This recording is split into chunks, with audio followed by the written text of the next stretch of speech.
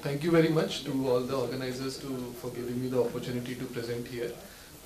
It's great to see all the presentations since morning and great to see the optimism around this space and what we can hope to do in this space in the coming years.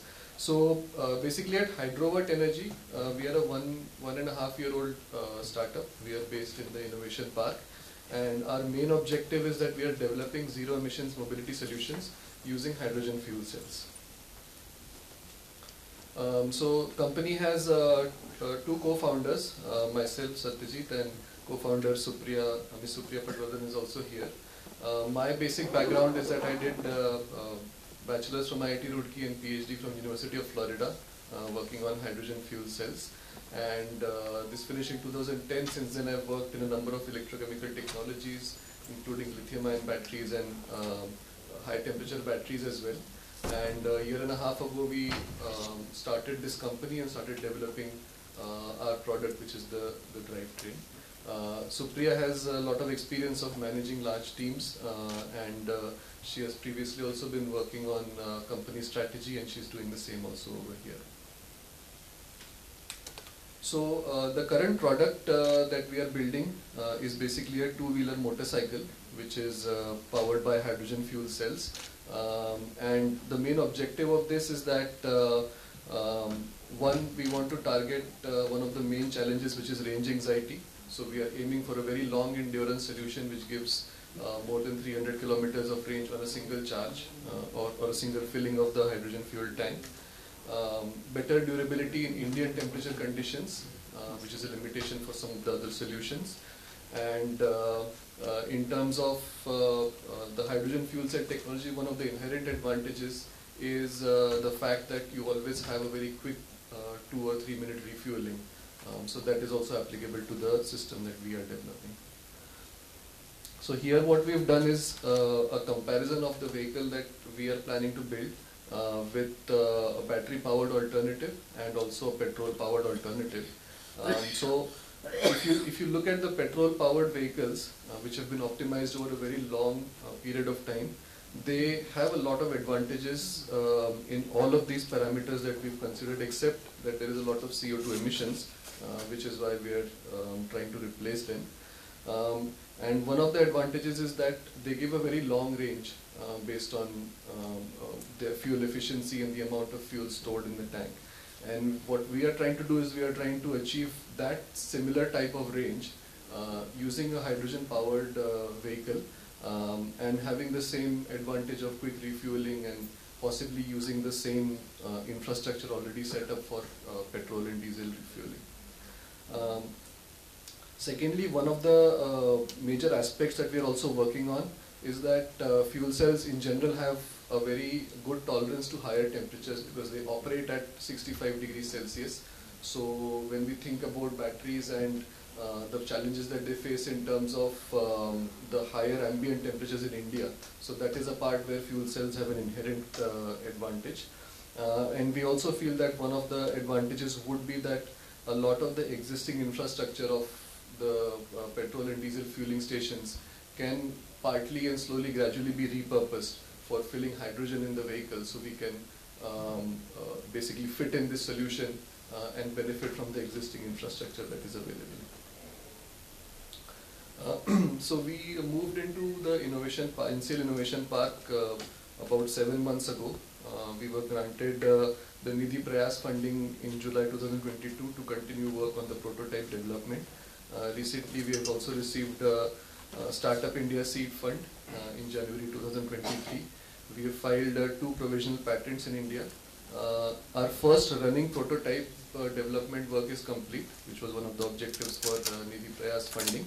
And we are currently developing a Gen 2 version with higher payload capacity and higher performance. So I'll just quickly show you a video of the prototype that we have. We are currently testing it within the NCL campus to measure a lot of performance parameters like the grams per kilometer of hydrogen consumption, the efficiency of the fuel cells, and a lot of the other challenges which we have faced in integrating this hydrogen fuel drivetrain on the vehicle, which we did not anticipate earlier. So we are also trying to address all of those. So our initial prototype, this is a picture of our lab. Our initial prototype has a smaller drivetrain in terms of power, in terms of watts, but we've been able to integrate the whole system on a vehicle to do a lot of the testing. For the Gen 2 prototype, now we've laid out a roadmap where we want to improve the road ruggedness of the vehicle, which is critical for Indian applications. We want to improve the payload capacity, which will be done using a better, stronger frame for the vehicle, as well as increasing the power of the drivetrain by 5 times. So we'll be going from 1000 watts to a 5000 watt drivetrain. The fuel cell in general technologically is not adapted to give you surge power, which is required when people twist the throttle. So everyone in general uses, and we are also using some high power devices. So we want to build a lot of intelligence around the system in terms of when to take power from the fuel cell and when to take power from the high power device. And fuel cell also requires a lot of air input to cool the fuel cell to provide fresh supply of oxygen for the reaction. And that has a certain amount of auxiliary power consumption, which ultimately has to come from the fuel cell. So we want to lower that power consumption by reducing this auxiliary load, and thereby increasing the efficiency of the fuel cell, efficiency of hydrogen usage, and thereby giving us longer driving range. And the drivetrain that we are developing is, our objective is to develop something which is a plug-and-play system. Our current focus is the two-wheeler and the motorcycles, but the same drivetrain is applicable to a number of other applications. Three-wheelers use a drivetrain of the same power, and all the benefits which apply to a two-wheeler, like quick refueling, temperature tolerance, or very long driving range, those similar effects will translate to all these applications. So in three-wheelers, we expect that compared to current solutions, battery-operated vehicles, the range can be enhanced at least 4 times. Similarly, for electric boats, the usability can be improved by improving the range which it can be driven on a single tank. And also there are lots of applications in industry in terms of material handling equipment, automated guided vehicles. So those also will be our target applications. That was the last slide. Thank you very much for your attention, and I'll be happy to answer any questions.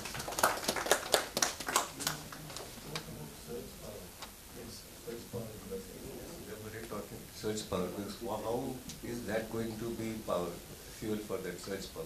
Yes. So basically, the time when the electric motor draws the maximum amount of power is right at the start, when you twist the throttle, and there you see a peak in the power requirement.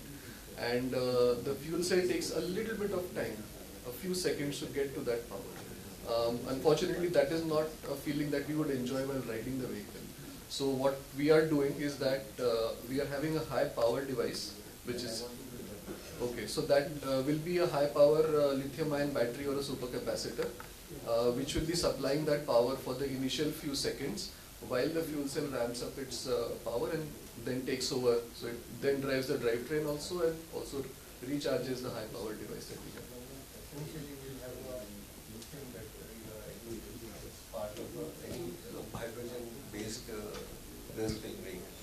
Yes, yes. A small lithium-ion battery will always be required to couple with the hydrogen fuel cell, so that the collective performance of these two together can serve the application requirements. So from the two-wheeler to three-wheeler, when you go, what is the power requirement? The power requirement is the same. So motorcycle. The speed and distance will come down. Yes, but in the three-wheeler you have the ability to have a bigger hydrogen tank. So the speed will be whatever the three-wheeler is designed for, and the distance will depend on the size of the tank that we use. So in the two-wheeler we'll be constrained, so we'll use a smaller tank. But in the three-wheeler when we go, we have application in cars. Application in car is also possible, but that is not our current target, because cars use a much more powerful drivetrain, which can also be run on fuel cells, and some companies are doing it. but you need to develop your drivetrain to 300 volts because that is the operating voltage. So our target right now is between 50 to 100 volts. All applications that require can be run on fuel cells, so that is our target. But you should have a roadmap for costs also. Yes, it will be part of our long-term roadmap, but honestly we feel that even within the applications that we have focused on, there is plenty of opportunity. So rather than focusing on many things and getting diluted, and we have a small team right now. Roadmap is not parallel, roadmap goes like Sure, we'll take your suggestion. How safe is these compared to petrol and EV? So we can break down safety. So basically, it is known that hydrogen is an explosive gas. The issue is how do you control that? And the people who are developing all components surrounding this hydrogen drivetrain, they are also very cognizant of the fact. So for example, the hydrogen tank, which is the high pressure hydrogen tank, that is the one which is most susceptible to any kind of damage or accident or any kind of issue when there is a collision. So a lot of destructive testing happens on these tanks. I have some separate slides on that which I'll go into later, where you test the tanks to such a degree of level that they are able to give you the confidence that in case of any small impact, there is going to be no issue. Secondly, it's not covered here, but we are also developing the structure of the vehicle in such a way that the tank is going to be protected by metallic casing from all the sides. So even if the vehicle falls down, there is an impact, the chances that that impact will be able to reach to the tank, those chances are very low. So lots of engineering designs are being incorporated by us, but of course inherently it has an explosive nature, and we are doing a lot of efforts to be able to control that and make it a safe device overall. Wouldn't the power requirement be more for the three-wheelers because it would be carrying more load? Then how the powertrain will remain same for two-wheeler and three-wheeler? So that's a very good question. The reason is that the acceleration is different. So when you look at a two-wheeler, you want to accelerate much faster, and so even with the smaller weight, you need more power. Whereas in a three-wheeler, the acceptable acceleration is much lower, and so you have the weight is much higher, but then the required acceleration is lower. So and force is mass into acceleration. So that because of that reason, they both have a similar power drivetrain. My question: what quantum of hydrogen is explosively problematic? 500 grams, 1 kg, 2 kg, 10 kg. What is the capacity of these tanks? So these tanks will be anywhere between 10 to 30 liters, and they will be storing between 300 grams to 1 kg of hydrogen, which is also problematic in terms of safety. And so the issue has to be addressed very well, and that is one of our major focus areas in the development roadmap. That how do we make the whole prototype safe enough that it is protected against any adverse event. I have a question. I just wanted to know if you have attempted to do embodied energy analysis for the energy that you use in making this vehicle.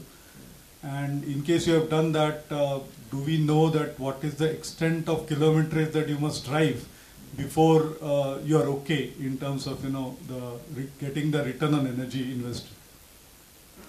So the CO2 emissions which have gone into making of the entire vehicle versus the CO2 emission that it will save, we haven't done that analysis. But good thought for us to take.